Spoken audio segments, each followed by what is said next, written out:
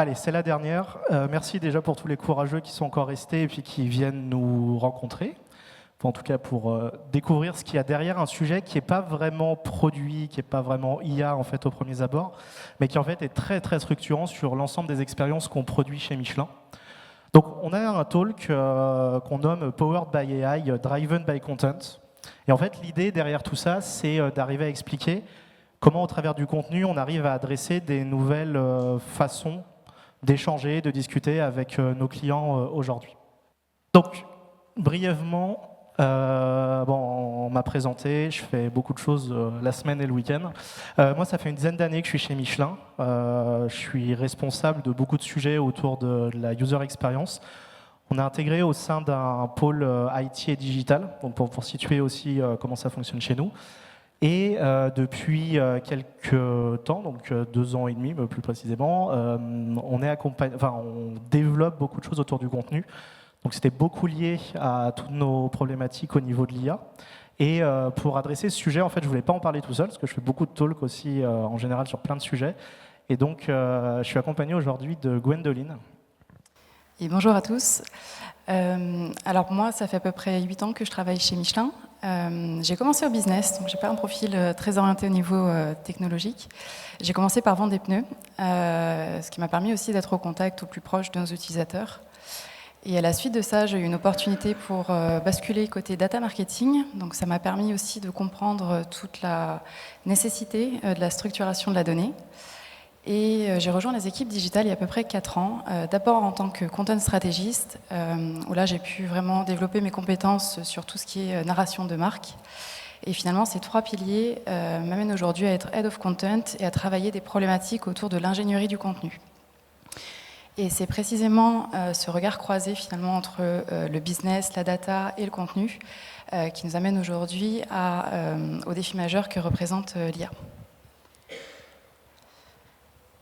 Et c'est vrai qu'aujourd'hui, on est tous en train de construire nos agents IA et on se pose la question finalement de qui architecture le contenu.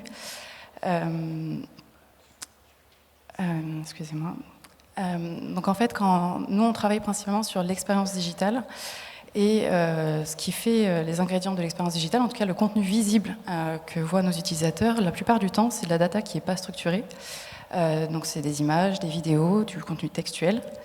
Et finalement, quand on veut réussir à avoir une expérience de marque qui soit forte, on a besoin en fait de passer par une étape cruciale qui est la modélisation de la connaissance.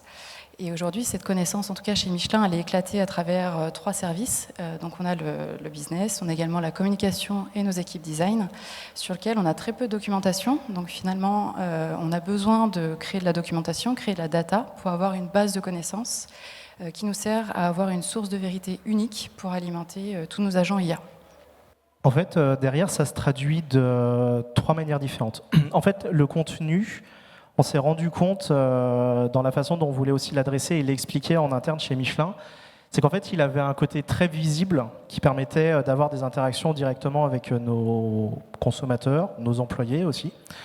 Et donc, on l'illustre aujourd'hui plutôt, pour l'expliquer, avec un chatbot. En fait, un chatbot qui s'adapte aux questions de l'utilisateur et qui fournit des informations donc, autour du pneu, autour des conseils aussi qu'on peut adresser avec toute notre expertise. Mais en fait, derrière, il y a aussi tout un sujet de fond qui est comment le contenu il travaille derrière nos sites internet. Et donc, en fait, quand on parle de ça, en fait, nous, on parle d'expérience personnalisée. Alors, il y a plein de boîtes qui font plein d'expériences ultra personnalisées, qui ont l'architecture pour le faire, etc. Chez Michelin, vu que c'est très, très grand, c'est un sujet qui est assez lourd à mettre en place. Parce qu'il est assez lourd déjà pour faire comprendre qu'est-ce qu'il faut derrière comme pilier pour adresser une expérience personnalisée. Et au-delà de c'est joli, j'ai des jolies photos, il faut quand même tirer le truc un peu plus loin. Et en fait, le dernier point, le contenu, en fait, il détermine sur quelle plateforme, sur quel use case émergent, en fait, on doit positionner aussi le groupe Michelin. Et donc finalement, au plus on avance, plus on se rend compte que le contenu il a vraiment un rôle central. Aujourd'hui, le contenu, c'est vraiment le moteur de toutes les expériences IA, qu'ils soient visibles ou invisibles. Et souvent, quand on doit expliquer à nos business, en tout cas, qu'est-ce que c'est l'IA agentique, moi j'aime bien utiliser l'analogie du véhicule. Alors pourquoi le véhicule? Parce qu'aujourd'hui on l'utilise tous de façon très simple. On sait qu'avec un véhicule on peut aller plus loin, plus vite. Mais on porte très peu d'intérêt finalement au moteur et toute l'ingénierie, toute la conception qu'il y a pu avoir derrière pour pouvoir nous permettre d'avoir tout cet enclenchement de mécanismes qui nous permettent d'aller plus loin et plus vite. Et finalement, c'est un peu ce qu'on est en train de faire aussi avec l'IA. On se rend compte de la capacité et du pouvoir en tout cas qu'on peut avoir avec l'IA pour aller plus loin et plus vite. Et si on n'a pas un moteur qui est suffisamment bien huilé et structuré, on va avoir une très belle carrosserie et finalement ça va perdre un peu de son sens derrière.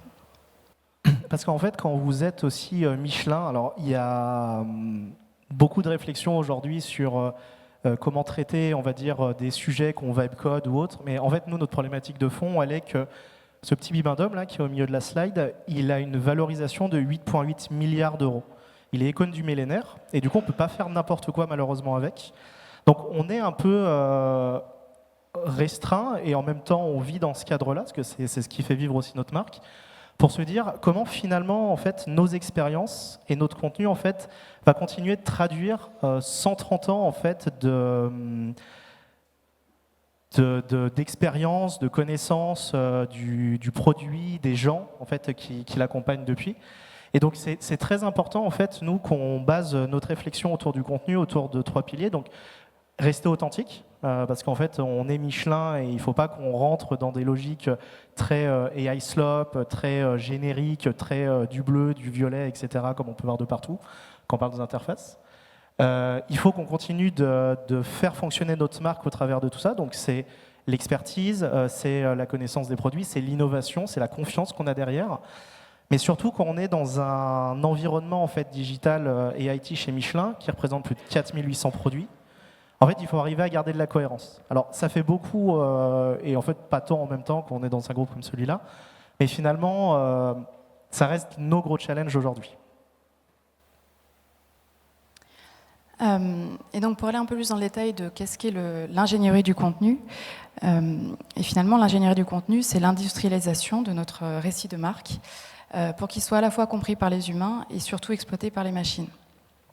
Et donc on n'est plus simplement sur de l'éditorial, on est vraiment sur de l'ingénierie de précision, et ça passe par les 4 piliers que vous voyez à l'écran. Donc on a d'abord la fondation. Donc l'idée c'est de réfléchir à l'ADN de notre récit. Donc on va réfléchir sur le quoi.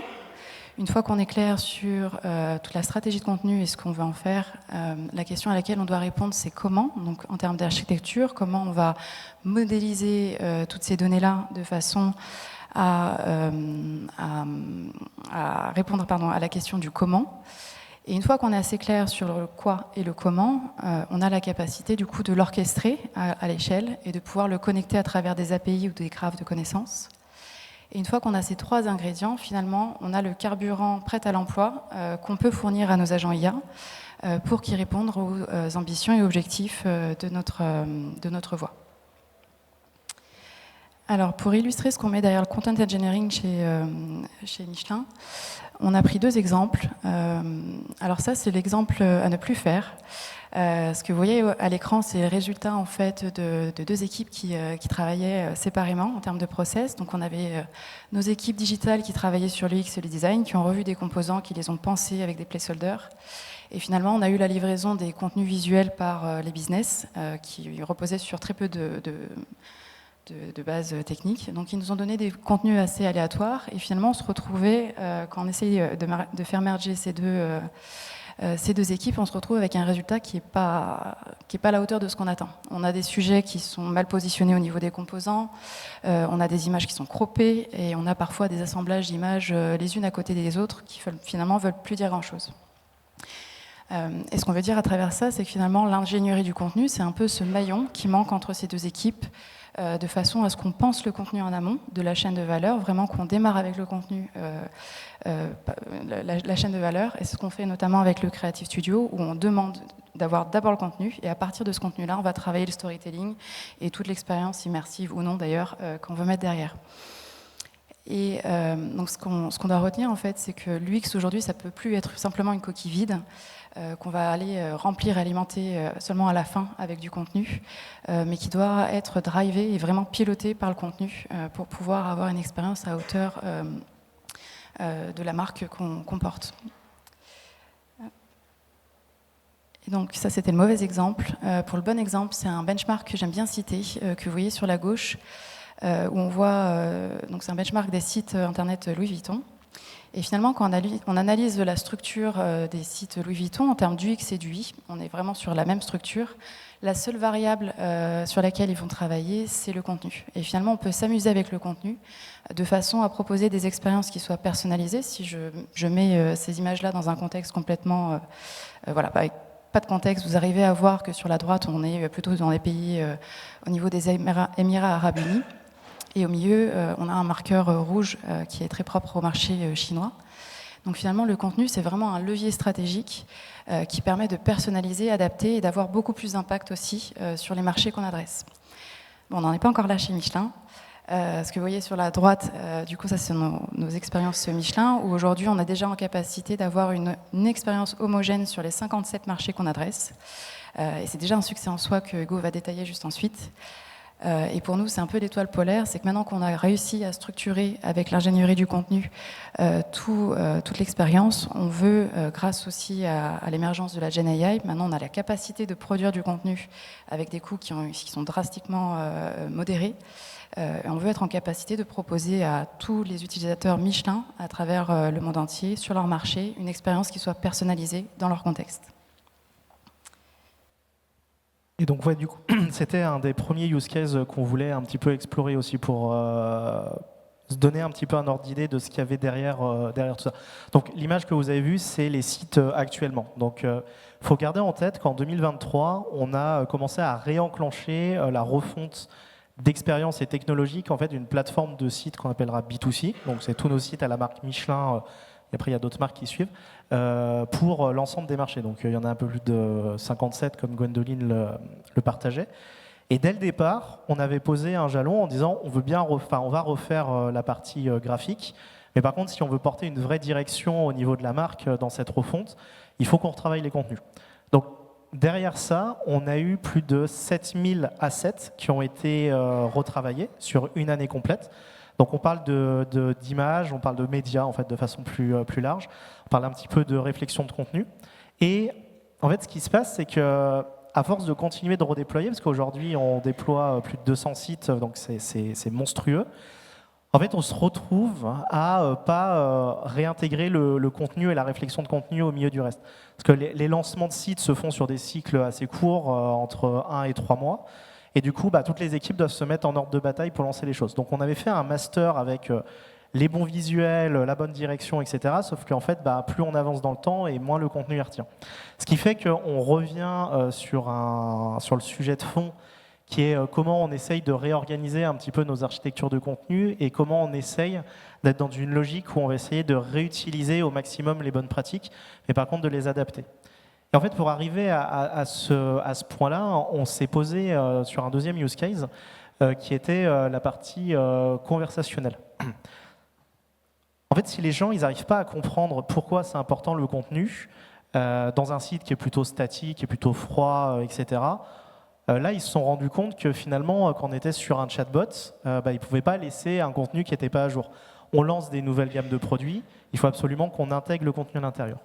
Et du coup, donc, le deuxième gros cas d'usage sur lequel on a été amené à travailler, c'est la partie AI-Driven Conversation. Donc aujourd'hui, elle est imagée avec un chatbot, mais derrière, il y a d'autres plateformes conversationnelles, il y a de la Generative BI, il y a la plateforme qu'on vous partagera aussi tout à l'heure sur le contenu en lui-même. Et donc, on essayait de mettre 4 grandes règles, 4 piliers. Donc le premier, c'est revoir le mapping de l'ensemble de nos connaissances. Donc quand on est dans un grand groupe comme Michelin, c'est important de restructurer chaque chose. Donc on ne parle pas que de contenu marketing, on parle aussi de légal, on parle aussi d'expérience, on parle de toute la recherche qu'on a pu faire, on parle des marchés localisés. Derrière, comme on parlait tout à l'heure, il y a aussi la réflexion autour de la marque. Donc quel est le tone of voice qu'on met à l'intérieur de tout ça? On a une partie très technique sur comment on arrive à réarchitecturer au travers des RAG l'intégralité de nos contenus, et surtout comment on essaye de garder un minimum le contrôle pour que tout soit suivi, en tout cas par des humains.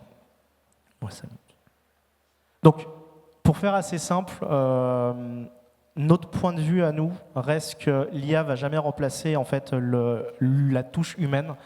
Ça continue de l'amplifier, et donc c'est nous ce qu'on voit depuis 2 ans et demi aujourd'hui. Et en fait, on va essayer de rester sur ce petit nuage de mots-clés qui représente finalement la marque Michelin, et c'est derrière ça qu'on se positionne aujourd'hui pour promouvoir le design et le contenu en l'état.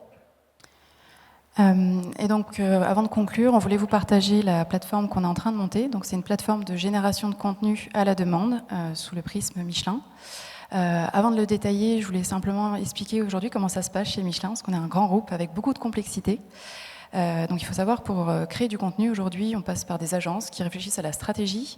Après ces agences-là, on passe par d'autres agences pour produire les contenus. On passe aussi par des copywriters pour créer toute la partie textuelle.